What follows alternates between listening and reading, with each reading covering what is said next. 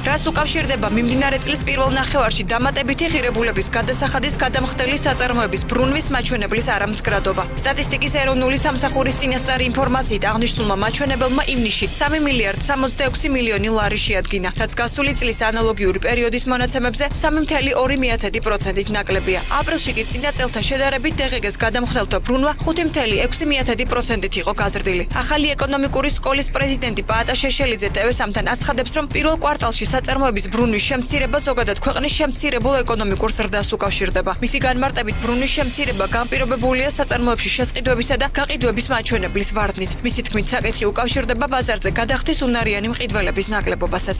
ზოგადად წელს მოთხოვნა ნაკლებია, შესაბამისად ბრუნვების ნაკლებია და გადასახადი, რომელსაც დამატებითი ღირებულების გადასახადი ეწოდება, ნაკლები შედის ბიუჯეტში.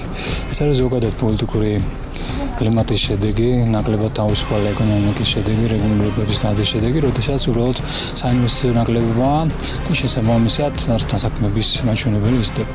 ეკონომიკის კიდევ ერთი ექსპერტი ვაჟა კაპანაძე კი DGG-ს საწარმოების ბრუნვის შემცირებას ბოლო პერიოდში შეჩერებულ პროექტებსა და შემცირებულ ინვესტიციებს უკავშირებს, თუმცა მისი შეფასებით ამ მაჩვენებლის შემცირება ცალსახად ნეგატიური პროცესი არ არის. თუ ეს შემცირება გამოწვეულია იმპორტის შემცირებით და თანაც იქ მოხმარების საგნებისა და ფუფუნების საგნების შემცირებით, რა თქმა უნდა, ცალსახად პოზიტიური იქნება. 2007 წელში ჩვენ მქონდა ყველაზე მაღალი ბრუნვა ამ ემისა, დამატებული ემისა. რატომ? იმიტომ რომ ჩვენი საზოგადოება იყო სამომხმარებლო კრედიტებზე გადასული, 50% დარწმუნებული რომ იპოთეკარების პრობლემა იქედან მომდინარეობს.